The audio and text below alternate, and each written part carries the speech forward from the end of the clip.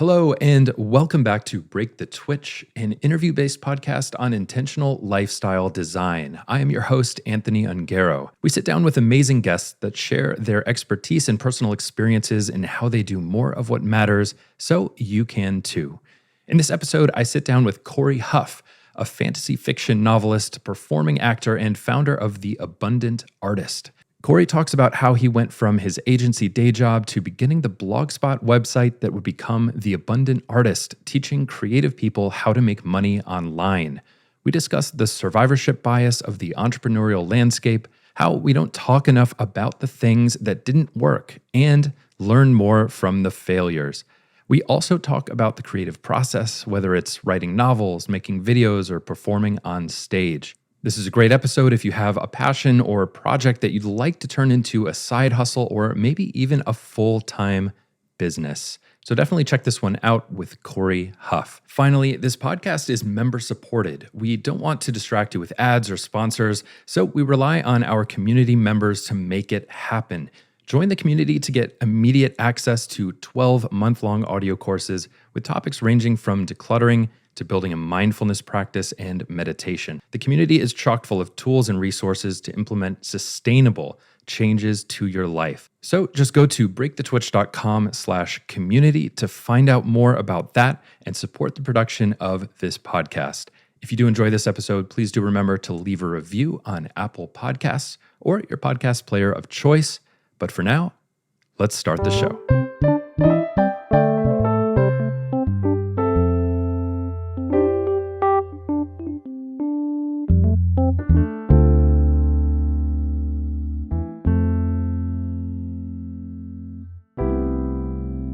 Hey, Cory. Hey. How's it going? Good. Welcome to the podcast. Thank you very much for having me. I'm excited to be here. It is a thrill to have you because we're here in Portland right now, and we're actually at the same conference this weekend.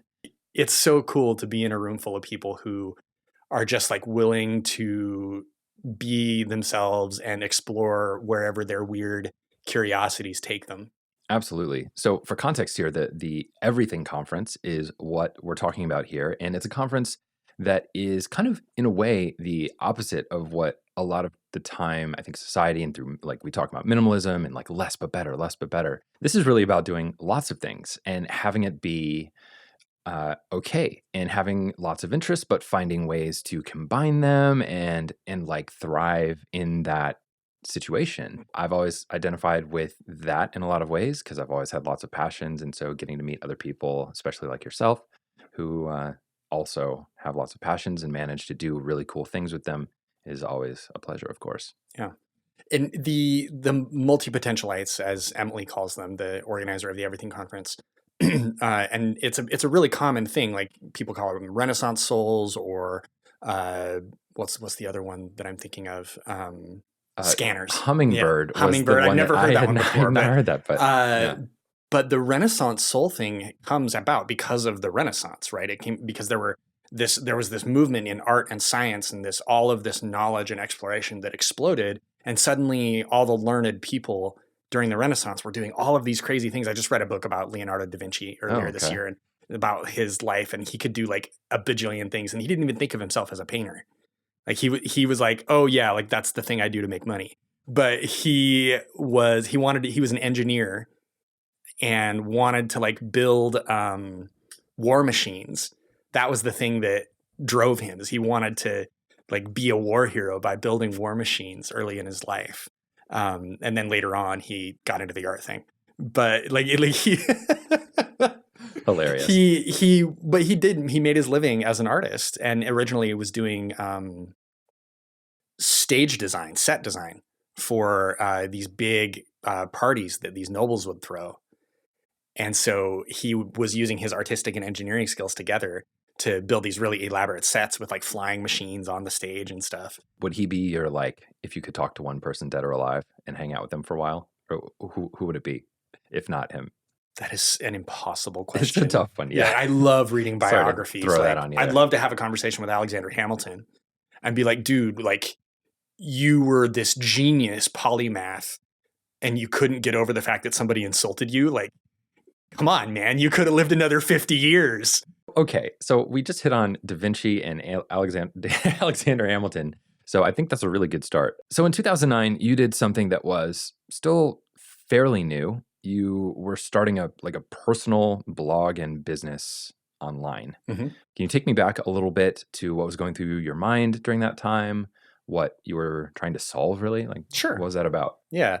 So I've always been a very creative person. I was in a touring Shakespeare troupe in high school. I promise I'm not going to go through my whole life biography, but it does tie through here. I've always been deeply connected to art and creativity.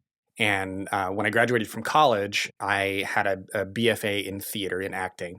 My wife and I moved here to Portland because that's where young people go to retire. And I immediately got a job in internet marketing for a little agency that did Google AdWords management. Doesn't make any sense, but that's what ended up happening. And so that was 2007 when I started working there. And after I'd been there for a while, I was trying to figure out, okay, what am I going to do? How am I going to make a living? I don't want to do Google AdWords management forever. Wait, no? No. And, I have all these creative things and I have all these friends who are very creative. So I started a blog and it was Blogspot. So it was theabundantartist.blogspot.com. Sweet. I started this blog as a way of just sort of exploring how creative people make money, how I was using my internet marketing skills to help some of my friends sell their stuff, sell tickets to their stuff, get people out to the shows that I was in. Because on top of those things, I was also performing and doing Shakespeare and stuff. And that just started out as a way for me to explore ideas. And as I started teaching more and doing more consulting, somebody said, you should teach some classes. And I was like, cool, sure, why not? I talked to a couple of people who were selling classes online. And I'm trying to think, 2009, who the heck was selling classes online? Yeah. But there were a handful of people, Dave D., who he's in the Dan Kennedy group, that hardcore direct response copywriting group. And I went to a Dave D event and learned about copywriting and selling classes online. I think it was teleseminars back in the day. And so my first online class was a teleseminar. I got people out to, I had all these people on my mailing list, 300-400 people, something like that. And I did a teleseminar and I sold them into a class. And I basically threw everything in the kitchen sink into that class, everything I knew. I'm sure the class wasn't very good, but the first one was free because I was just learning what I was doing. And it just kind of grew from there. That was 2009 when I started the blog. I think I didn't do the first class until the next year, 2010 or something like that. And then here we are, 2019. It's been 10 years. First of all, I need to clarify. What is a teleseminar? Oh. Are we calling into this thing? Am I too old? No, I mean, I'm just for anyone listening. A teleseminar, yes, sure. it's exactly what it sounds like. You call in to a conference call and listen to somebody teach. Yeah, it's like the webinar of today. Yeah, or podcast. Or the podcast. Yeah, it's like if you listening to somebody teach a class in podcast form, but live over the phone. Okay, very cool. So when you started this, it was, I love the Blogspot. I also had a Blogspot. It started out that way too. Love it. And I'm curious, you said that this was a place for you to just explore your whim, basically. Yeah, it was at the beginning, it was whatever the heck I wanted. Yet you called it the Abundant Artist. That was just the name that popped into my head because I was like, I am a recently graduated guy with a theater degree, and I have no idea how to make a living from all these creative things I do. So I'm just going to sort of think about manifesting an abundant life. And that was what popped into my head. So was it the teleseminar and doing that teaching that really focused in the Abundant Artist into what it became? I went to this Dave D thing and somebody was like, well, do you have a mailing list and have you ever done a teleseminar? And I was like, no. And what's that? And so the person was kind enough to teach me and help me understand what to do. And then actually helped me write the script for my first teleseminar. And that's when things took off. That's when I made my first money. You said something there that I think is really important that I want to hit on as well and share my own like idea of this. I tried a bunch of stuff that hadn't worked out before that. Yeah. And I think that's something that everybody everybody glosses over it. Like, oh, I tried five things that didn't work before the thing that did. And that's a beautiful thing, because I personally have had like 8 different blogs, maybe 10, right? A lot of domain names that never became what I thought they would, different projects like that. And one of the biggest things is if when you're creating something, when you're putting yourself out there online, or you're trying to like find your place in the internet world, it takes time, and it takes some trial and error to figure out a way that does it. So thank you for saying that. Yeah, because absolutely. it's super important, and it's super important for people to hear that, like, yeah, there are a lot of big businesses and brands and different things that people have made online, but that wasn't probably the first thing they ever did. Yeah. Survivorship bias in the entrepreneurship world is really fascinating to me. And I have now, every time I give a talk or give a training, I always talk about survivorship bias. I say, I'm sharing with you what has worked for me and what I've seen work for my friends. And what generally doesn't happen in these conferences or when you take an online class or whatever is people don't talk about all the money they wasted. They don't talk about all the time they wasted. They don't talk about the ventures that they tried that failed. Everybody focuses on who succeeded. And it's actually a massive problem in the entrepreneurship community because we don't learn enough from failures. I used to subscribe to Entrepreneur magazine, and I think a friend of mine called it like entrepreneurship porn. Totally. These 3 founders raised $1 million by the time they were 23. From mom and dad. And they're crushing it. And it's just like, oh, great. Well, like, is this what is this what this is supposed to be? And it just doesn't reflect the actual nature of this stuff. Yeah, the mainstream pop culture version of entrepreneurship is really only talking about the very narrow venture capital backed investment driven businesses. And even when you get into the online marketing world that a lot of us run in, like me and a lot of my friends run in, even the people that talk about that world, it's still focused mostly on men, mostly on white men. And it's mostly like dudes teaching other dudes how to make money. And it's not, there's like so many different businesses out there that don't get talked about. And there's a million opportunities. Okay. So thank you for humoring that intervention there, that bit. So it's like you're starting to make money from this thing. And what exactly are you doing? The whole concept of the abundant artist, I think, is fascinating. Mm-hmm.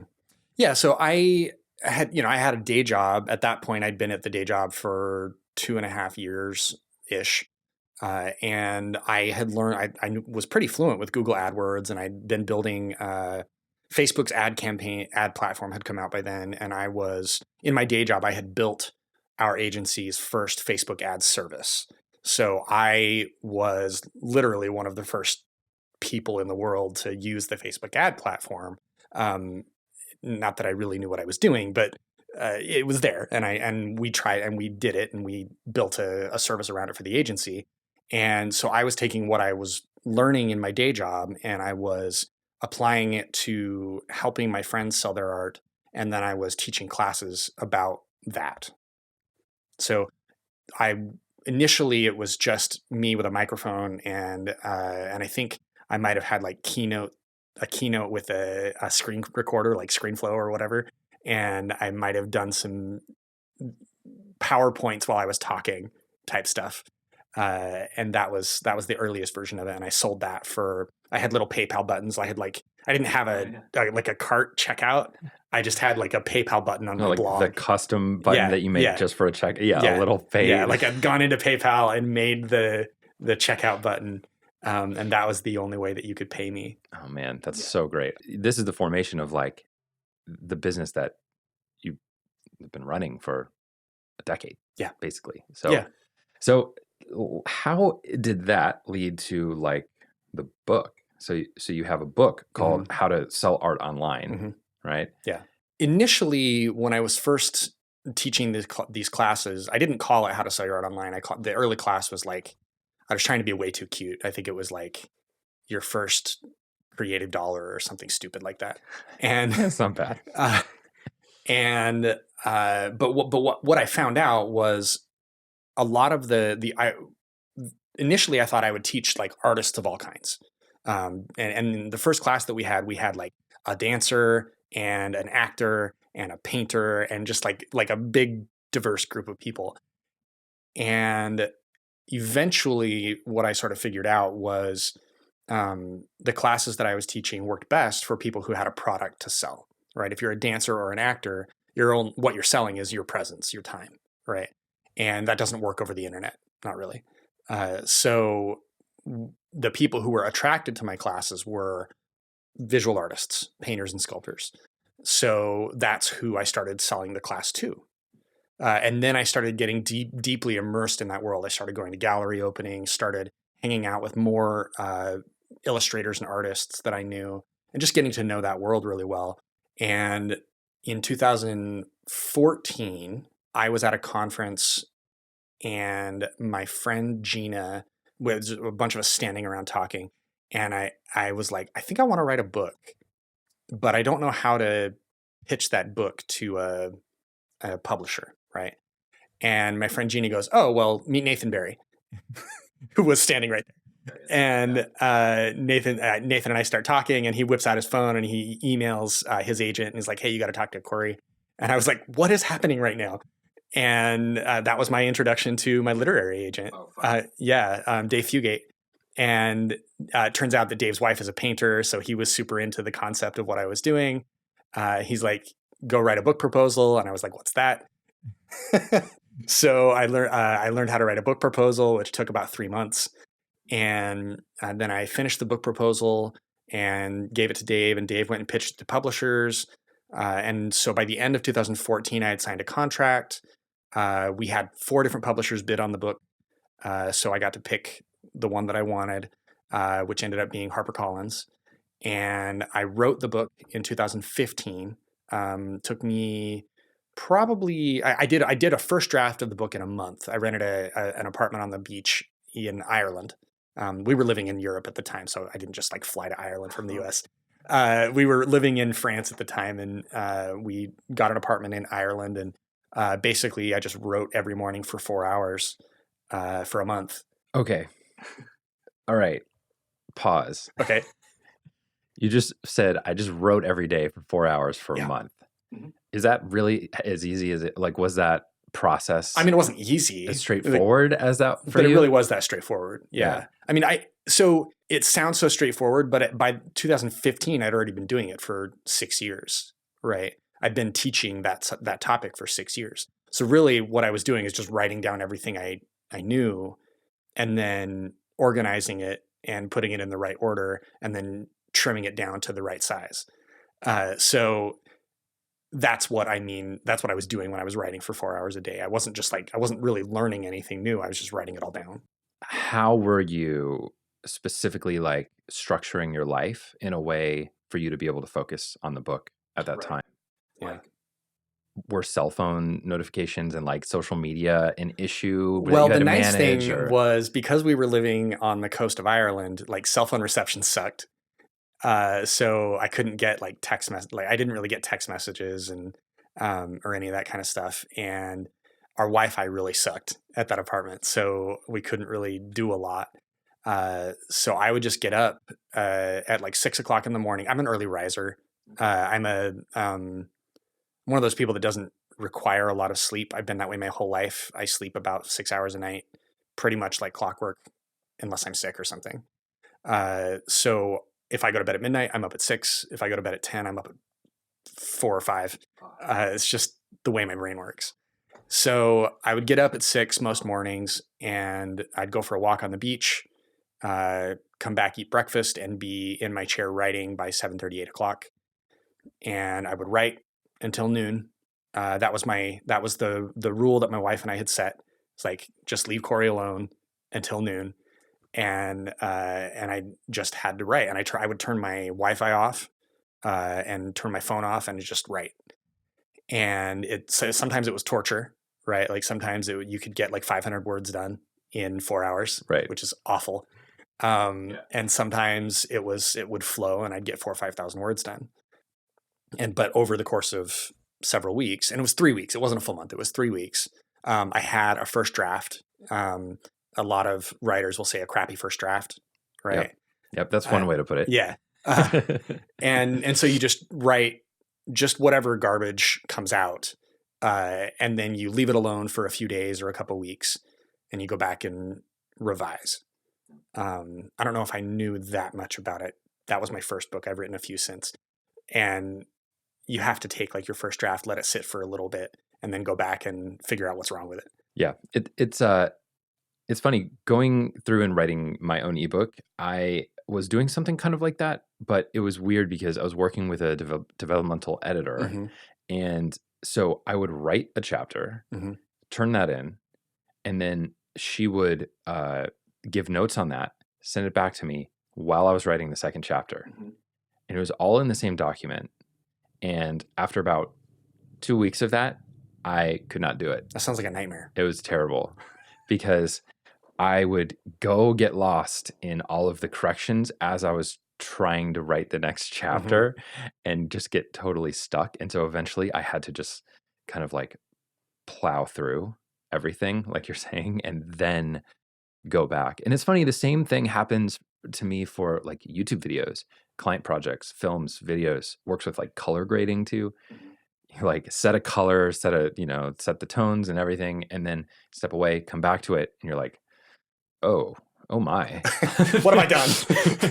That's like way too short, or that bit is too fast of a cut, or those colors are just not working for this thing. I mean, at the time it looked like in your brain, it was working. And same thing for writing, right? It's such a funny process. I think it's the same process for every creative thing. Like I said, I've been performing on stage since I was a teenager, and when you do a play, when you perform a play, you block out the whole show. So you go beginning to end. This is the way it usually works. You block out the whole show. It usually takes a couple weeks to do that. And then you go and you do what's called a stumble through, where you try to perform the show for the director.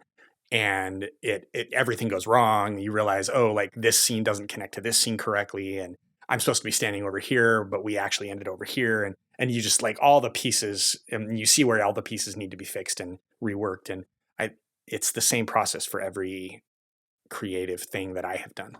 So many people that want to do something like writing a book, start making videos, anything like starting out on YouTube, that kind of stuff, like see what's being made and think like, that is what I'm making now from the start. And like, I'm going to just put it all into a timeline editor and it's just going to come together and it's going to look like that. Yep.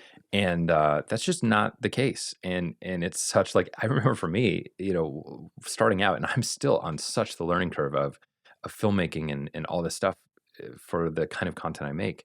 But, it's like so easy to look at YouTubers and see just like, oh, they're just making a video. They're just pointing a camera at stuff and cutting it together and it feels easy. But oh my gosh, like everyone needs to hear this. Just like start, make a terrible thing and then improve it a little bit, hopefully, and then just like try it. You'll learn stuff and then try it again the next time. Yeah. Ship it, go to the next, take what you learned, apply it, ship it, take what you learned, apply it.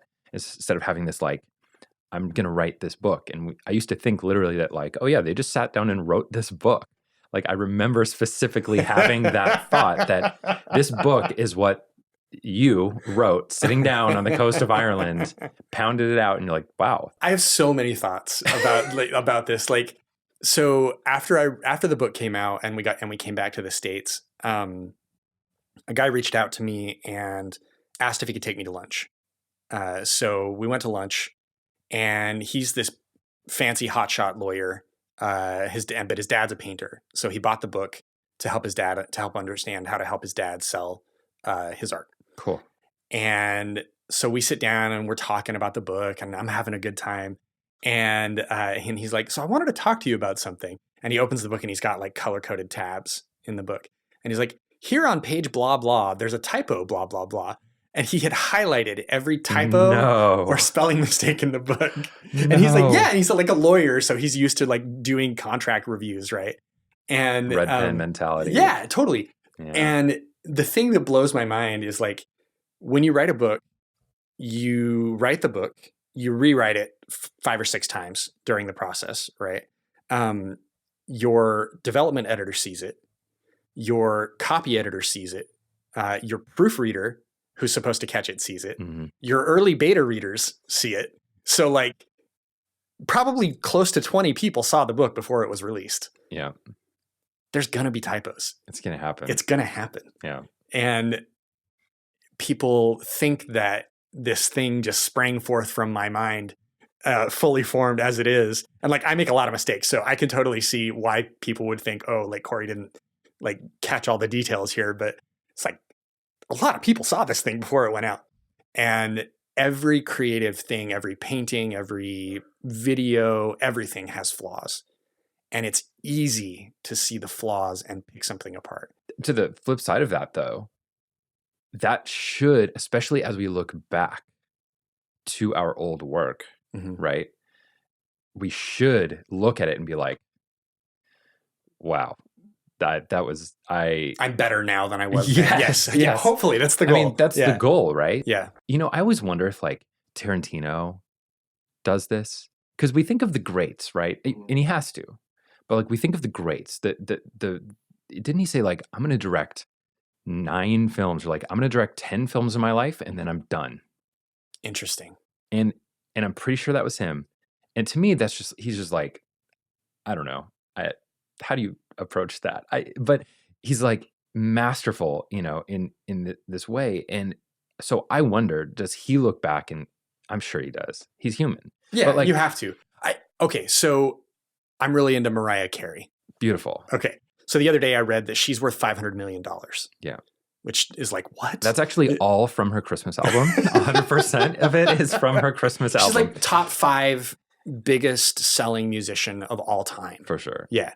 And so I was just sort of reading about her, and I've listened to all of her albums several times.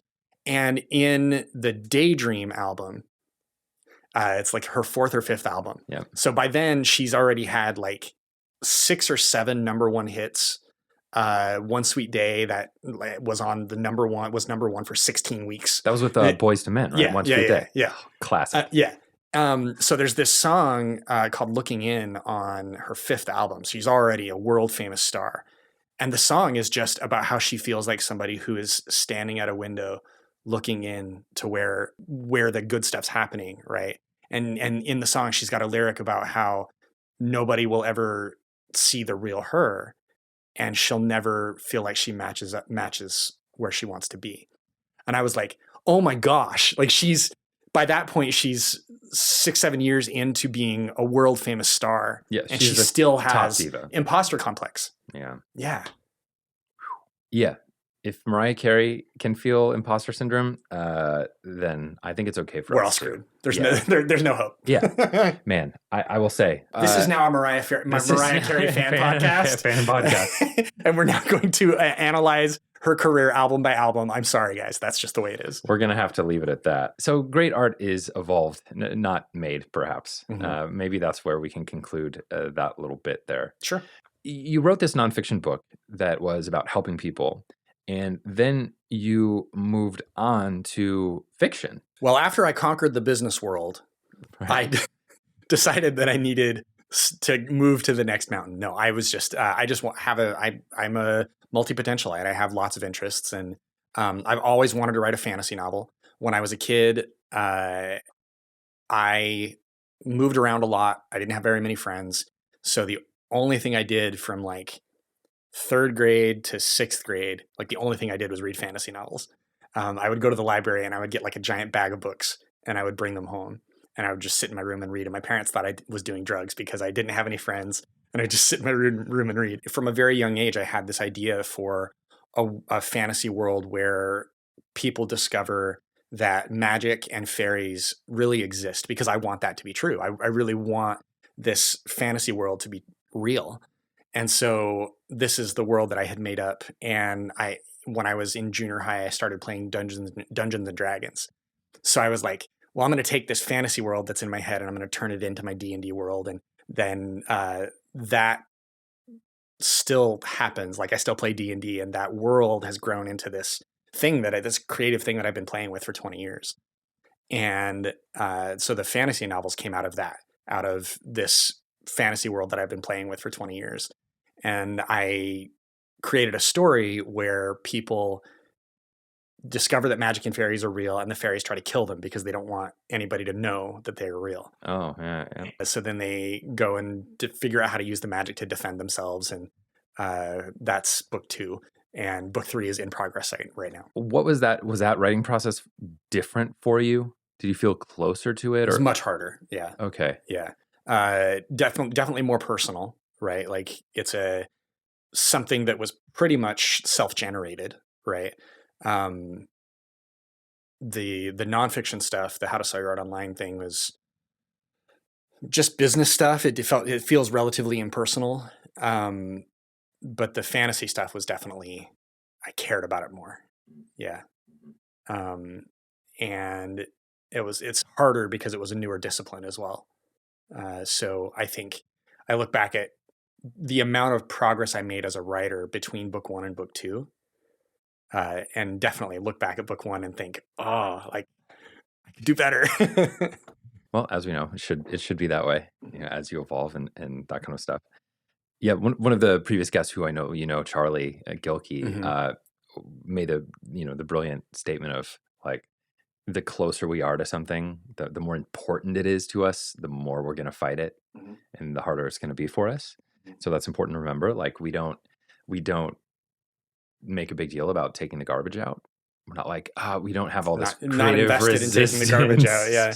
Yeah. Right. And so, as things get perpetually closer to us and our, like the thing that matters really to us, the harder we're going to fight against it. Yeah. Which is funny.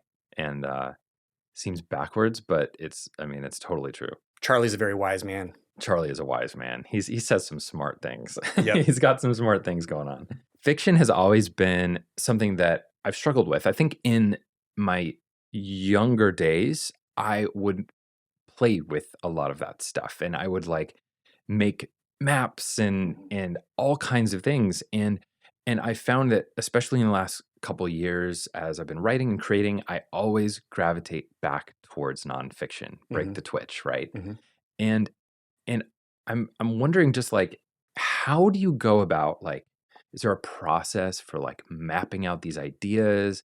Do you sit and just imagine and think, like, where does a lot of that stuff come from? I know you said D&D, and so a lot of years of that and storytelling experience, but was there a particular process you followed to capture these ideas? Yeah, there's all the background of 20 years of reading fantasy novels and playing Dungeons and Dragons. I've always been the dungeon master, so I've always been the one creating the stories, creating all of the characters in the world for the players to play with. So I had all of that background, and a lot of those characters made it into the book as background characters, right? For the main characters to act off of. And then as far as the story structure goes, yeah, like there are books out there that you can read about fiction story structure. Story Genius, that's the name of the book. Okay. Story Genius is one of the books that I found most helpful. And really, just like with my acting background, you have to find the reason that your character is making the choice that they're making.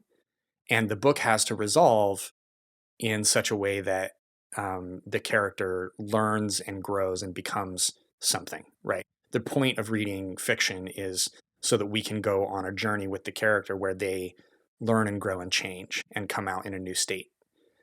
And if a piece of fiction doesn't have that, we won't find it compelling. The reason we care about fiction is because it arouses empathy within us and makes us identify with the character in the story and helps us learn stuff because the character learns stuff, right? And for me, I'm really exploring themes of trauma. One of the characters in my book is she has experienced very dramatic trauma when she was young, and so she's working her way through that trauma and figuring out how to become a good person even despite that trauma. Themes of loneliness. I grew up an only child. I didn't have siblings. I moved 13 times by the time I was 13 years old. So one of the characters in my book is definitely a projection of that part of my life experience, right? Because that's what we do. We put ourselves into our art. And he has to learn how to let people in and actually ask for help and allow people to help him, or else he'll die. And that's a very difficult and traumatizing thing to go through. When you're forced to learn how to ask for help, it's really hard. Yes. Yeah. That's something we've been learning this weekend too, about asking for help when we need it and that kind of stuff. Yeah. What was that like? Like going through it, and like, do you remember in terms of what that was feeling like, moving and changing up? I mean, that seems like it would be difficult. Yeah. My parents, my mom and my stepdad, I never knew my biological father. And my mom married my stepdad when I was 8. And there were drug and alcohol problems when I was growing up. And my parents had a hard time just holding down permanent good jobs. So we ended up moving around a lot for family, just to be with family or to go to a new job or whatever. And it was difficult. It was lonely because, just when you get to know some people, you end up moving. In 6th grade, I moved 3 times, right? So just when I'd make a couple of friends, we'd end up leaving. Looking back on it, I can see sort of the threads of how it affected me, right? And I was a very lonely and angry teenager. And hopefully people tell me I'm not like this anymore, but I used to like have this raging temper. And I really had to learn how to get that under control because I was really I had an explosive temper as a teenager. And it probably took me into my early 20s to not be that guy that would just like scream at people for no good reason. Hearing this is, I'll say, surprising to me. So in 2012, I wrote about my experience of moving around a lot and having this angry teenage experience, and how becoming a missionary for my church gave me an opportunity to get outside of the life that I grew up in and change my perspective on the world. I worked with the immigrant community in Vancouver, BC. I learned how to speak Mandarin, and I spent 2 years working with people who came from a life that I couldn't have possibly imagined as a kid that grew up in a trailer park in rural Utah. Like, it was such a life-changing experience to be a missionary, and it completely changed the trajectory of my life. You mentioned the missionary work that became very substantial to you at that time. How did that come to be a part of your life? I come from a long history of Mormon pioneers. The Huff family joined the church in 1836 in Canada and came across the plains with the pioneers in the 1840s. So my roots in Mormonism go way, way back. But nobody in my family actually goes to church. My mom, my aunts and uncles and all that, none of them go to church. A couple generations ago, my family all stopped going. So I was baptized when I was 8 because my mom was like, you should get baptized because that's what everybody in our family does, even though none of us go to church. And so I was baptized pretty young. So I was exposed to the church a little bit, but I didn't really go to church until I was 16, almost 17. And we were living in Utah, and I had made friends with a bunch of really basically a church youth group. I had made friends with a bunch of kids that were like super, super Mormons. And they were like going to early morning seminary, like religion class before school. And I really had a crush on one of the girls. So that'll do it. Yeah, that'll definitely do it. And so I just started going to some church activities, and my friends invited me to seminary, which is release time seminary in Utah. Because there's so many Mormons in Utah, you can actually leave one of your class slots open, go off campus and go to a church and take a class. Oh, wow. Yeah. So all the schools in Utah structure their class that way so that you can either take 8 classes or you can take 7 and go off campus and have a release period. Got it. Yeah. So I decided to take seminary because I was curious about what it was. And I figured if I didn't like it, I could just have a free period. But as soon as I started going to seminary, it was a profoundly different life experience than anything I had known up to that point. They talk in seminary, they talk about, families can be together forever in heaven. And that was such a revolutionary concept to me, that anybody would want to be with their family in heaven. I couldn't even imagine wanting to be. And so as I got to know these kids more, and like visited their homes and stuff, they're like kids where their families love each other and genuinely enjoy spending time together. And some of them have like 8 siblings. And it opened up this world to me of a completely different life. And so I started studying the scriptures and I started learning how to pray. And it just brought a lot of peace and joy into my life. And so I decided to start going to church. And it just felt like home from the first day that I went into the church. It was just where I needed to be. And I really felt like God was speaking to me. And so shortly after I started going to church, a friend of mine asked me if I was going to go on a mission. And because all Mormon boys, at the time it was Mormon boys 19, when they reach 19, they go on a mission. And so I went on a mission to Vancouver, BC, and I spent 12 weeks in the Missionary Training Center in Provo, studying Mandarin for 8 to 10 hours a day, and then learning how to be a missionary. And I lived in Vancouver for 2 years and did service work, did some proselytizing, taught English classes, met a lot of Chinese immigrants, people, everything from like international businessmen who would travel back and forth between Beijing and Vancouver and had a lot of money and connections. And then even to just like, there was a couple that we met who left China on a what's the word I'm looking for? Like a cargo ship, a container ship. They just paid a boat captain to allow them to cross the ocean on a container ship. I met a guy who had been in jail for preaching in China. He had spent like 2-3 years in jail for preaching without a license. Preaching without a license. If you're a preacher in China, you have to have what you preach approved by the government. So just all these people that I met who, they came to Canada to have a better life for their families or for themselves. I just always think about the contrast between the way I grew up and the way that they lived.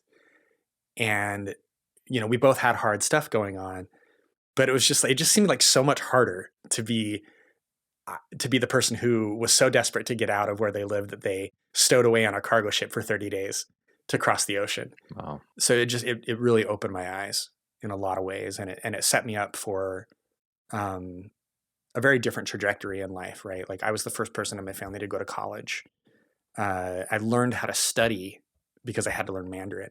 Like I graduated from high school. I barely tried in high school. I graduated with a good GPA, but I didn't really study very hard. I didn't know how to study. So learning Mandarin forced me to learn how to study because I couldn't talk to anybody if I couldn't speak Mandarin. So I had to like study hard and I had to learn how to study. It sounds like the element of service was a really big part of your growth as a man and as a person at that time in your life. I mean, because that's effectively what you're doing. Service has been something that makes me a better person. And I find that the more service I give, the better a person I am. It's very easy to get caught up in how much money am I making? Am I working enough? Am I gratifying my own desires? But when I'm doing things that don't have a profit motive, there's still like some self-fulfillment profit, to it. Like profit is a funny word. Yeah, like because monetary profit. Maybe. When I do service projects, like I get to hang out with people I like.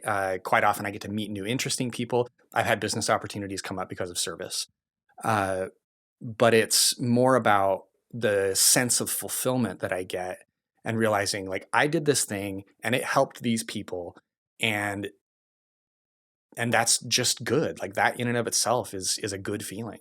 One of the things that has come up often in my life is the idea of serving or giving without expectation being one of the most rewarding and returning of opportunity things I've ever done in my life. It seems like whenever I've gone like, oh yeah, like, oh, let's do that. That sounds awesome. Sure, I'll shoot a video for that. Or sure, like, let's go do photos and like help you launch this thing that is going to be helping people in this area.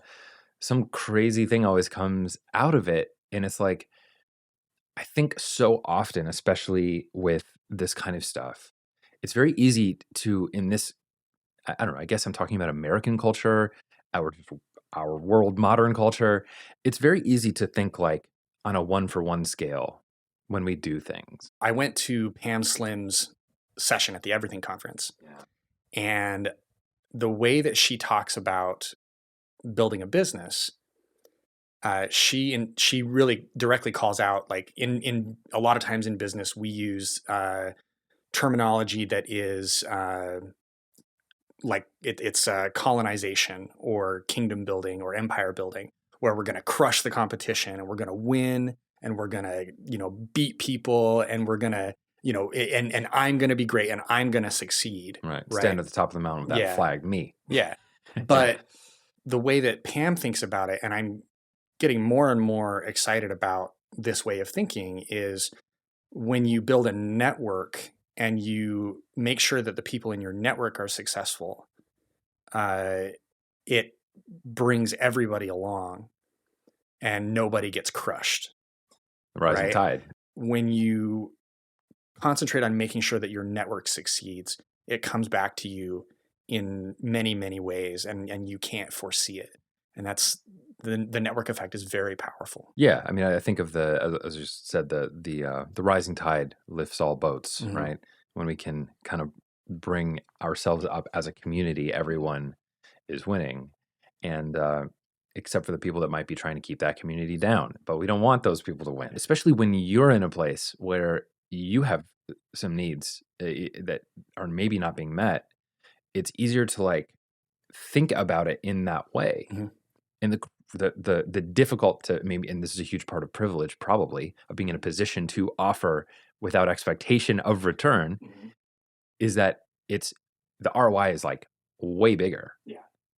And so I don't even know where I'm going with that, but I mean, it's just an idea, right? I Well, think it's something. Yeah, that's the essence of privilege, is I can do this thing that other people can't do, right? In whatever way that is.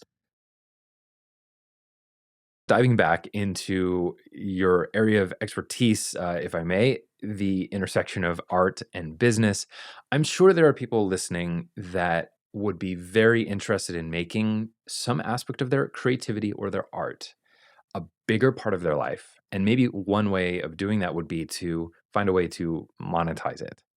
So if someone is kind of starting totally from scratch, I love making pottery or I love painting and I'm getting pretty good at it and I want to share this with the world, but have it support itself.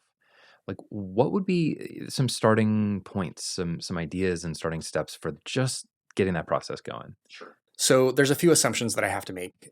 So assuming that person has a day job, maybe they have a full-time job doing whatever, but that job does not require extra time and energy outside of the day job, right? So you're not like a CEO of some Fortune 500 company where it's a all or nothing job. Maybe you have a job that you find interesting or just interesting enough, and you work 40 hours a week, but then you leave it alone. So the process we usually go through with artists that are in this situation is when they first get started, you need to work in a series. So the problem that a lot of artists have is the same problem that a lot of multi-potentialites have, where you might be a proficient enough artist that you can work in a lot of different mediums, a lot of different styles, talk about a lot of different subjects. When you're talking about commercial viability as an artist, you need at least 10, 15 pieces of art that are in the same style and series of work, right? So you need to be able to show people you have a concept and idea that you're carrying through. So assuming that that's the case, then the next thing you need to do is you need to start telling people about the work. It's not a lot more complicated than that. What I will often recommend artists start doing is what Tara Gentile calls the living room strategy. You basically invite 10 friends over and you say, hey, I want to practice talking about my work. I'm going to give a 5-minute talk. I'm going to share some food and drinks. Everybody comes over. You wait till everybody's there. Everybody's got a drink in their hands. Everybody's got some food. Everybody's happy and having a good time. You've got 3 or 4 pieces of art out on display, whether on the wall or on an easel or something. And you give a 5-minute talk about the work. You say that it's for sale, and then you continue with the party. The people who are interested will come and ask you about the sale. You don't have to hard sell them because they're your friends and family. And you do that a couple times to practice it. And then you ask your biggest supporters to host a similar event in their home and have them invite 10 of their friends and family. It's like a Tupperware party, but for art. I was just going to say, like, I think this is a model. This is a model. Yeah. And it works in many different industries. That is probably the cheapest, easiest way for an artist to get started selling their work. A lot of artists will come and say, well, I can't get into a gallery. Well, there's only 6,000 galleries in North America, and there's like 1.2 million artists. So your odds of getting into a good gallery that is a good fit for your work, not that great. And even when you do get into a gallery, it's not a guarantee that you're going to sell. There's all sorts of complexity to it. So as far as what you can control, that model is the one that we usually start people with. And then we have classes on like learning how to tell your story, learning how to identify who your target collector is. Collector for artists is just their target buyer, right? Their ideal customer. And then there's some habits that you need to build into your life. So outside of your work week, outside of your 40-hour-a-week job, you need to be working on your art. You need to be making art, and you need to be working on selling your art. And we have the 50-50 rule, which is 50% of your art business time should be making art and 50% should be selling your art, right? So if you're outside your 40-hour-a-week job, if you're working 20 hours a week on your art business, 10 hours of that is making art, 10 hours is promoting yourself. We had Jesse Reno on the podcast, who's a pretty well-known artist, and he used to be a mailman, and he would at the end of the day, at the end of delivering mail and packages every day, he set a goal for himself to talk to 10 people each week about showing his art somewhere, whether it was an abandoned factory or a gallery or whatever. But he wouldn't let himself paint until he had spoken to 10 people each week. Wow. Yeah. So sometimes he would get that done by Tuesday or Wednesday, and sometimes he wouldn't get it done at all. But that was his incentive, because every artist loves to make art. That's the reward, right? But you got to get the other work done too. You got to, and a lot of times artists will tell me, oh, I've been painting for 20 years and I've only sold a handful of pieces. And then when you dig into it, you find out that they don't actively try to sell their work at all. So you do have to actually build into your life the act of selling, the act of marketing your work. And it needs to be about 50%. If you talk to all the artists that we've had come through our programs, all the artists that we've had on the podcasts as success stories and stuff, they all spend about 50% of their time, sometimes more, sometimes less, marketing themselves. And that tends to be true even for the really successful artists who are in big galleries, because they're still going to openings, they're still prepping the work for sale, they're still giving talks. Everybody thinks that you can make art and sell it and just be making art all the time and not have to worry about any of the other stuff. But a professional knows that they have to put in the time. I mean, I'm listening to this and I can't help but just think about being self-employed or business as a whole. It is funny that the deeper you go into a lot of this stuff, the less time you're actually spending doing the thing that you started the business to do, so that you could be free to make a living from your art or your thing. And so it seems just so reflective of that we have to just integrate. The reality is that if you want to do something for a living that you love, you're going to spend a huge chunk of time not doing that thing. Yeah. Until maybe you can scale to a certain point where you then have a system and people working for you, so you can be your like obscure creator self, just making your thing, and you have systems and other things and infrastructure in place and demand for your work that I think probably then it's like maybe, what would you say, like 90-10, where you're like having to still show up and do talks? Yeah, there's always going to be 10 to 20% of your time that is not the thing you love doing. Yeah. Right. And I've gone through the process the last couple of years as we've had more and more artists growing their businesses bigger. We've now gone through the process of helping several artists hire studio assistants and hire studio managers, assistant artists to help them with the work, or people to manage the business and shipping. Right. Done a lot of that. And that is when artists start to free up their time to be able to do more creative work. But I think you have to plan, you have to be willing to put up with the stuff you don't want to do for 5 years or more, because that's how long it takes to grow a business and get it to the point where it's healthy enough that you, the artist, don't have to be the CEO as well. And for a lot of people, hearing that 5 years, that might feel like a really long time. And 5 years can feel like a really long time. But I will also say that this is building a thing that you're going to be able to make a living by your own accord eventually, right? If you do this right and put in the right 50-50 rule, and you're pivoting and making sure 100% of these things don't work out. But, that time investment is like, what other things do we spend 5 years doing, right? Yeah. We spend 4 years more often than not in college, getting generalized education and training, and sometimes like you spend 4 years learning how to become an engineer and how to think like an engineer so that you can go off and think like an engineer for a lot of money. Yeah. And so when we think about the time scale of 5 years, I mean, it really, life is long when it is, right? Life is short, but it's also long. Yeah. And so even if you're later in life, spending 5 years developing something, let's say you're 65, 70, you've retired from a traditional career, I still want to encourage people, and I'm sure you would too, that like start the 5 years now.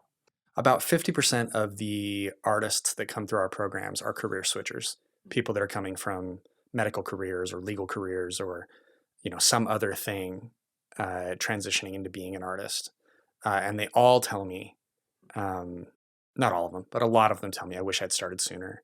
Or they tell me, I wish I'd found this sooner, right? Like it's more fulfilling than whatever their other thing was.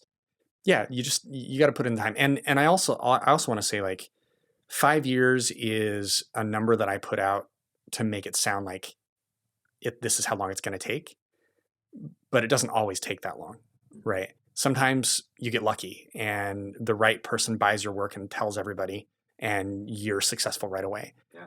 But that's luck. And really, with any business, it's a matter of doing the work and preparing so that when the right opportunity happens, you're ready to go and you're ready to take advantage of whatever the opportunity is, right? Oh my gosh, yes. Because I know I've had times when somebody was like, if you can get here at this time, I can give you this opportunity.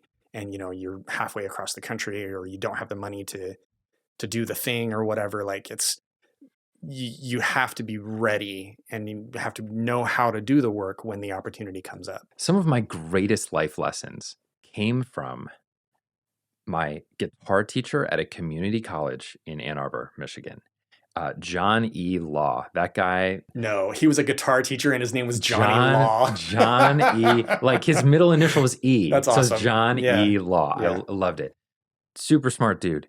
And he made a really good living as a jazz guitarist. He had a ton of albums. He taught part-time at the college. And so he had all his like benefits figured out from there. And then he was gigging. He was making he said over $200,000 a year just as a musician. One of the things he said, I remember, was a couple things.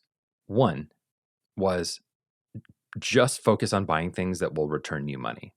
So, whatever you're trying to do, obviously you need to cover your essentials, but when you make investments in fun things or different things, try to find things like, if you're buying a guitar, are you going to be able to rent the guitar out? Are you going to be able to, play gigs with it that you can't right now? Same thing goes for like cameras, right? Are you going to be able to get work that you can't get with what you have now? That's principle one. Number two was, when the opportunity strikes, you better sing your heart out. So, and you better be able to, because a lot of people go around saying, "Oh, I want to be a musician. I want to be a career musician, or I want to, get famous." And then you go to them and go, "Okay, sing something." And then it's like, and I would be, I mean, I don't, I had some aspirations around doing music and things like that, but I never had the big, like, I want to be a star. But I was put in that position through that situation where he was talking about it. And I was just like, well, what should I sing? And the people that I know that from that time that have gone on to do well in theater and different things were like, like they just busted it out instantly. My wife is an actor, and she's a musician, and she plays like 8 instruments. And anyway, she's an incredible performer.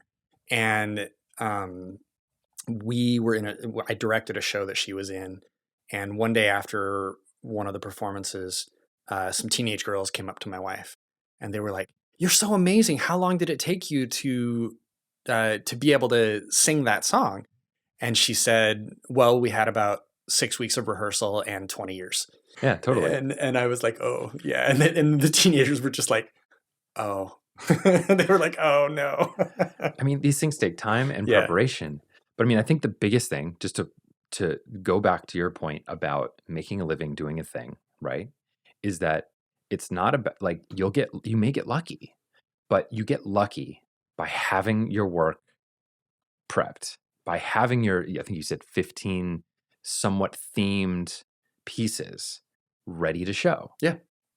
Like 5 musical numbers that you can just blam as soon as you're sitting at a hotel, or you're on the plane next to a record exec, and he goes, "Well, what do you got? Here's my mixtape." Yeah. Like, luck doesn't happen. Sometimes maybe it does. I can't speak to that. But in general, I would say that luck is, right, like the meeting of you doing the 50-50, showing up consistently, and then you're presented with an opportunity and you show up. But let's stick with 5 years. We can say 5 years. 5 years. I like 5 years. At exactly 5 years, you'll be successful at 5 years. That's what I'm not going to promise. I'll take that promise, because as a matter of fact, Break the Twitch this November is going to be 5 years old. Wow. I know. And the podcast is only a year old at this point, but yeah, so I will look forward to my fame and fortune at that time. The check's in the mail, buddy. Well, I think it's a time in the show where we would have you answer a question from the question bowl left by previous guests. You can dump it out if you want. Grab any of those. What's a book that has made a lasting impression on you? YouTube viewer Music's My Love 92. We did take some early questions from people on YouTube, and that's one that you just got. Look at that. Okay, the first one that popped into my head was Ender's Game. Ender's Game. Have you read Ender's Game? I haven't. So do you know what it is? So science fiction book about it's in the future. Earth is at war with some aliens.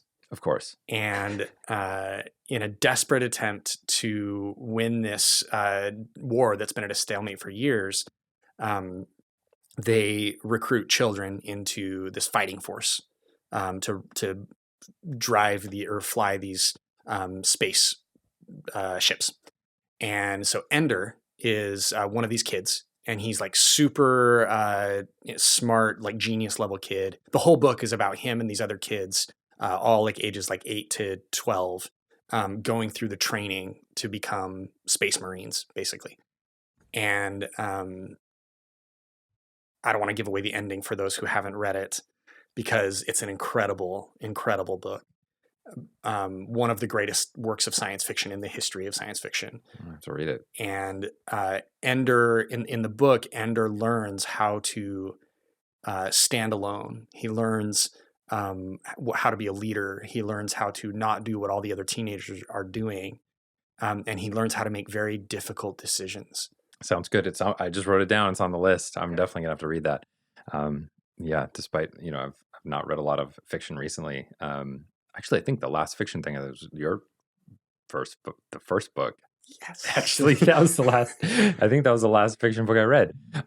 So yeah, I'll have to give that a shout. So, Cory, Where can people find you online? If you're a fine artist and you want to connect with me, head over to theabundantartist.com.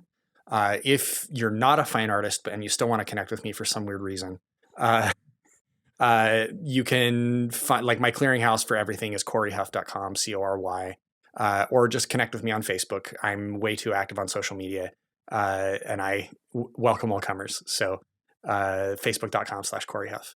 Perfect. Well, Cory, thanks so much for the conversation, coming on the show, and it was a pleasure. Thanks for having me.